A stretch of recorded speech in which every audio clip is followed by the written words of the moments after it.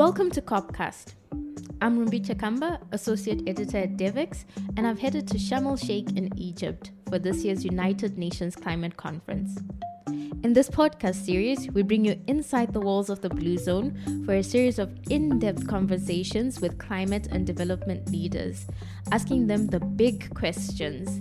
What's really needed to make meaningful progress towards climate goals, and what role should the development community play to support that?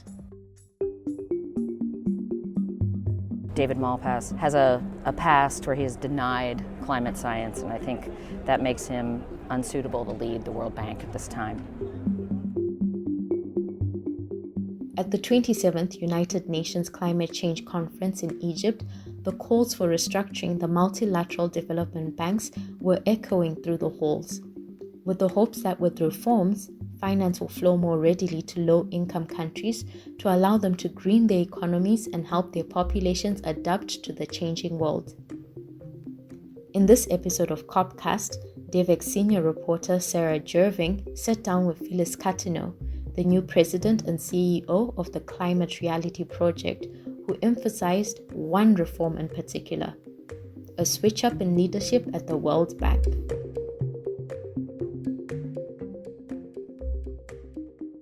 Thanks so much for joining us, Phyllis. Thanks for having me. Glad to be here. Can you talk a bit about what your organization does? Of course.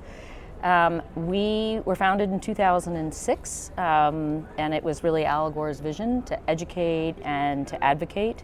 So we train and engage thousands of climate change reality leaders around the world to press for solutions to the climate crisis. So really proud that we have more than 225 climate reality trained leaders here on the ground and more than 30 staff. And of course, you may have seen the Vice President has been here and had a big announcement today with Climate Trace. So really pleased to be here.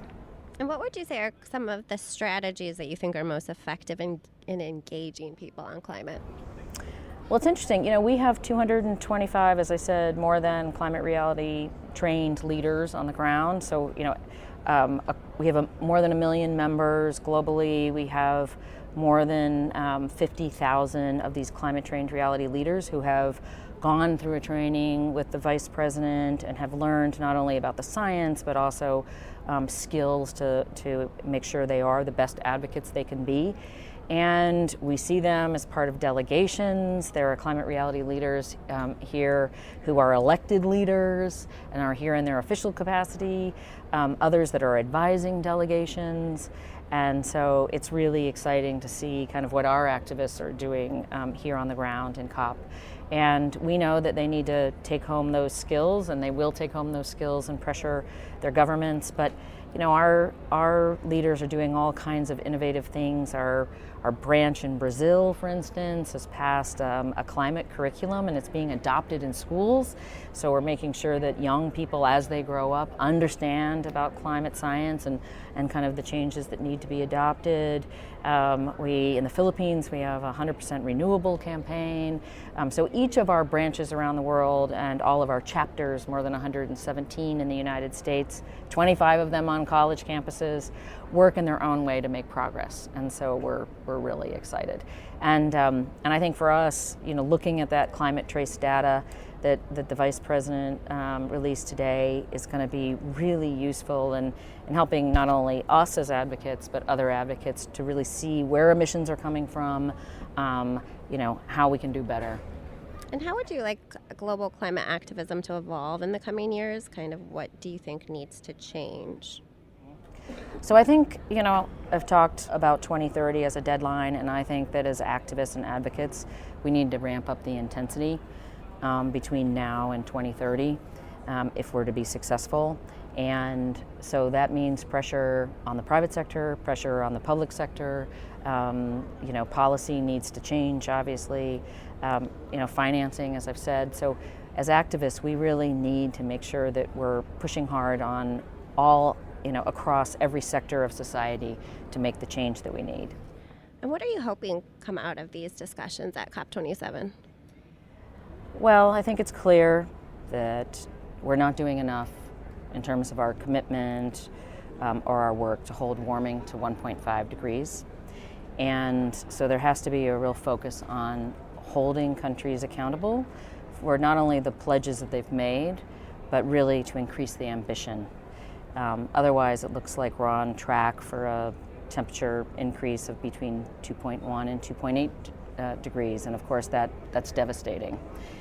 So in addition to commitments around mitigation and lowering emissions, it's clear that we've really got to mobilize financial resources. And so again, that's not only commitments that have been made in terms of $100 billion a year to most vulnerable countries, but we really need to increase ambition there and really unlock private financing as well. So another thing that we are hoping to come out of the COP is kind of increased awareness and advocacy around multi-development banks, and the World Bank, of course, in particular, as the preeminent multi-development bank. And what sort of reforms would you like to see in the multilateral development banks? Well, just looking at the World Bank, for instance, the first thing is they need to honor their commitment to only finance fossil fuels in the most extraordinary of circumstances. So between 2018 and 2020 alone, $18 billion of fossil fuel projects were financed. So first of all, they have to honor their commitment not to finance fossil fuel projects, except again in the most extraordinary circumstances. But also the interest rates must be changed so that those resources are more available to developing nations. So we've really got to bring those rates down and unlock those resources. So, and then of course, I think our chairman in the Climate Reality Project has been very clear that we'd like to see not only reform of the bank and its practices, but we'd also like to see a new leader of the World Bank. David Malpass has a past where he has denied climate science, and I think that makes him unsuitable to lead the World Bank at this time.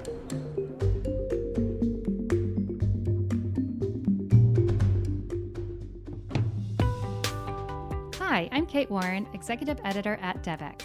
If you are listening to this podcast, you are likely working to achieve the Sustainable Development Goals. But are you subscribed to Devex Newswire? Global development can be a fast-moving, complex sector. Our team of global reporters work every day to bring you the news you need to make sense of it all. In Devex Newswire, we keep you up to date on issues ranging from climate change financing to gender equality and global health to transforming the food system, all in a fun-to-read, free newsletter delivered directly to you 5 days a week. Join the hundreds of thousands of global development professionals who receive Devex Newswire and visit devex.com/newsletters to sign up to this free newsletter today. And you mentioned that there needs to be an increase in private sector finance. Do you think, what is kind of the role of the private sector at this COP, and do you think there is enough of a presence from the private sector? Well, I think the private sector, really two things. One is the private sector needs to change and reduce its emissions too.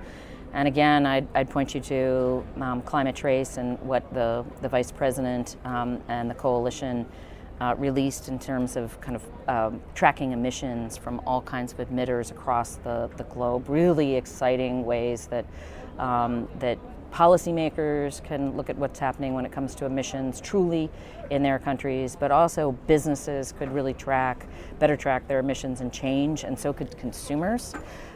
So I think private industry has a real role not only in, again, reducing their own emissions and speaking to their consumers about the need for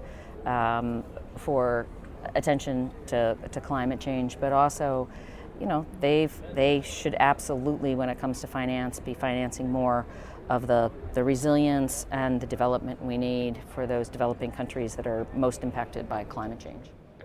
So there have been some important elections globally that have had impacts on the climate, such as in Brazil and Australia. Can you talk a bit about that, the significance of those? Sure. The Climate Reality Project has been hard at work for years in Australia and in Brazil, and of course in the United States. And those are three countries where we've seen significant progress, decades in the making. The election of Lula is so important in Brazil in terms of protecting the Amazon. So we're excited about the possibilities there for progress and for policy. Of course, Australia has recently increased its ambition significantly with a new plan And then in my home country of the United States, the passage of the Inflation Reduction Act, which is the single largest investment in the climate crisis. So that's an exciting new development. We've got to really work to implement those funds and make sure that they're being used efficiently and effectively, and of course that those communities in the United States on the front lines of impacts, frontline and fence line communities are really getting the funding that they need and deserve. And what more would you like to see out of the Biden administration? Well, I think the Biden administration can obviously do quite a bit with its executive authority, regulations in transport, in appliances, in power, and so we'd like to see aggressive action there. But also, when it comes to, for instance, financing, right, reducing risk and making sure that there are financing reforms. The Biden administration plays a key role, for instance, at the World Bank.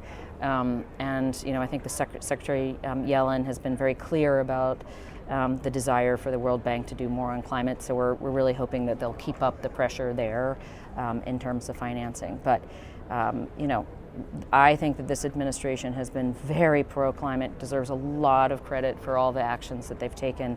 And hopefully there's just going to be a whole lot more to come because, again, time's wasting, right? It's we're not on track to keep warming to 1.5 degrees, and 2030 is just around the corner. So aggressive action is needed, not only in my country, the United States, but of course all around the world.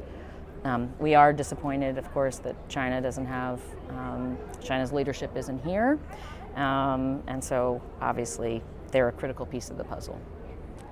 So many are hoping that this will be the implementation COP where the world transitions from talk to implementation. Are you seeing any signs here that could be the case, or disappointed or optimistic? What's your feeling? Well, I mean, I think that we can't lose hope, and again, that we definitely see that countries need to do more implementing towards their goals, and they not only need to do that, but they need to increase ambition.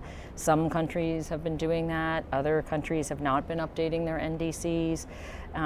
So I think, we really need to keep the pressure up on these policymakers that are here. And it's exciting to see how much civil society is here, as always. I noticed that we have the first ever climate justice, environmental justice pavilion, which is incredible progress. It's just wonderful to see all the programming that's going on there. And I'm thrilled because one of Climate Reality project board members, Dr. Bullard, he and two other environmental justice leaders in the United States have really are spearheading that pavilion. So it's wonderful to see. But as always, these gatherings need to be about more ambition and honoring our commitments. And what sort of changes to the Climate Reality Project can we expect under your leadership? We are a global organization. I think that we always need more climate-trained reality leaders. So I'm going to be practicing what I'm preaching here today, which is that we, as an organization and our climate leaders around the world, are going to be amping up the intensity because we know, again, we only have so many years to hold warming to 1.5. I think that we have really been focused on not only our global footprint, but also key constituencies in countries and how they can really affect policy and address the crisis. And of course, for us, like for so many other NGOs, really climate justice is an imperative for us all. Well, thank you so much for joining us, Phyllis. I really appreciate this conversation. Thanks, Sarah. I'm glad to be here. Thanks for listening to COPcast. If you've enjoyed today's episode, please share it with others you think would be interested in it. You can also leave us a rating or a review on Apple Podcasts.